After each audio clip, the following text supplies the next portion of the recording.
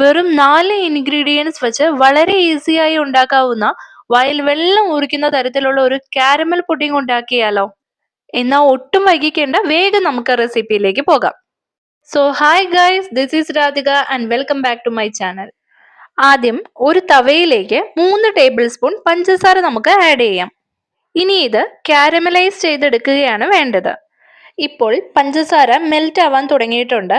ഈ ഒരു ടൈമിൽ ഫ്ലെയിം നമുക്ക് കുറച്ച് വെക്കാം, അല്ലെങ്കിൽ പെട്ടെന്ന് പഞ്ചസാര കരിഞ്ഞ് ഒരു കയ്പ് ടേസ്റ്റ് വരാൻ ചാൻസ് ഉണ്ട്. ഇപ്പൊ നമ്മുടെ കാരമൽ റെഡി ആയിട്ടുണ്ട്. ഇതിന് നമുക്ക് ഒരു മൗൾഡിലേക്കോ അല്ലെങ്കിൽ ഒരു പാത്രത്തിലേക്കോ പകർത്താം. ഇതൊന്ന് കൂൾ ആവുന്ന ടൈമിൽ നമുക്ക് അടുത്ത ഇൻഗ്രീഡിയൻസ് വേഗം റെഡിയാക്കാം. ഇനി നേരത്തെ എടുത്തു വെച്ച തവയിലേക്ക് ഒരു 3 ടേബിൾ സ്പൂൺ പഞ്ചസാര ആഡ് ചെയ്യുന്നുണ്ട്.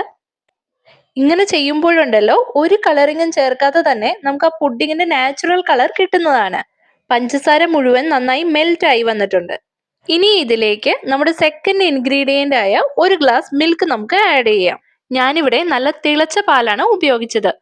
അങ്ങനെയാവുമ്പോൾ ഈ കാരമലും പാലും നന്നായി മിക്സായി കിട്ടിക്കോളും. അതല്ലെങ്കിൽ കുറച്ചുകൂടി ടൈം എടുക്കുന്നേ ഉള്ളൂ. ഏകദേശം 1 മിനിറ്റ് നന്നായി ഇളക്കി കൊടുത്തോണ്ടേ. ഇപ്പൊ നമ്മുടെ മിക്സ് റെഡി ആയിട്ടുണ്ട്. ഇതിലേക്ക് ഇനി 2 ടീസ്പൂൺ വാനില എസൻസ് കൂടി നമുക്ക് ചേർക്കാം. ഇനി ഇത് ഒരു ലോ ഫ്ലെയിമിൽ വെച്ച് നന്നായി ഇളക്കി കൊടുത്താൽ മതി. ഇത് കൂൾ ആവുന്ന ടൈമിൽ ലാസ്റ്റ് ഇൻഗ്രീഡിയന്റ് ആയ മുട്ട നമുക്ക് റെഡിയാക്കി വെക്കാം. ഞാനിവിടെ 2 മുട്ടയാണ് കേട്ടോ എടുക്കുന്നത്. ഒരു സ്പൂൺ വെച്ച് നമുക്ക് ഇത് ബീറ്റ് ചെയ്തെടുക്കാം.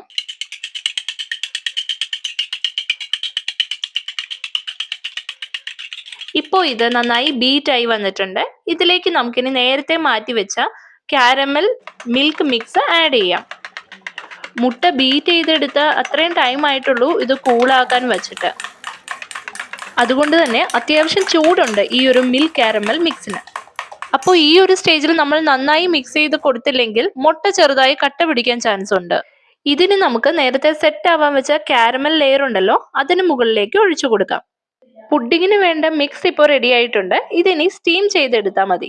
സ്റ്റീം ചെയ്യാൻ വേണ്ടി ഇതേപോലെ ഒരു പാത്രത്തിൽ അത്യാവശ്യം വെള്ളം ചേർത്തെടുക്കാം. താഴെ ഒരു റിങ്ങോ അല്ലെങ്കിൽ ഇതേപോലെ ഒരു ചെറിയ പ്ലേറ്റ് ഉപയോഗിക്കാം.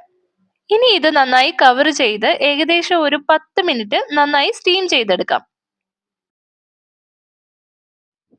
10 മിനിറ്റ് കഴിഞ്ഞിട്ടുണ്ട്.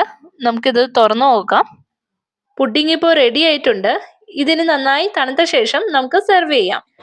നന്നായി തണുത്ത ശേഷം ഒരു ചെറിയ സ്പൂണോ കത്തിയോ വെച്ച് സൈഡെല്ലാം നമുക്കൊന്ന് വിടിയിപ്പിച്ചു കൊടുക്കാം. ഇതേപോലെ ഒരു പ്ലേറ്റിലേക്ക് നമ്മുടെ പുഡിംഗ് ഒന്ന് കമത്തി പൊക്കിയെടുത്താൽ മതി. കണ്ടില്ലേ, ഓവനും ബീറ്ററും മൗൾഡും ഒന്നുമില്ലാതെ എത്ര ഈസി ആയിട്ട് നമുക്കൊരു കാരമൽ പുഡിംഗ് ഉണ്ടാക്കാം. എല്ലാവരും ഇത് ട്രൈ ചെയ്ത് നോക്കണം. അതേപോലെ നിങ്ങളുടെ കമന്റ്സ് എന്നെ അറിയിക്കുകയും വേണം. നിങ്ങൾ ഈ ചാനൽ ആദ്യമായി കാണുകയാണെങ്കിൽ ലൈക്ക് ചെയ്യാനും ഷെയർ ചെയ്യാനും സബ്സ്ക്രൈബ് ചെയ്യാനും മറക്കല്ലേ. So thanks for watching. മറ്റൊരു റെസിപ്പിയുമായി അടുത്ത വീഡിയോയിൽ കാണാം.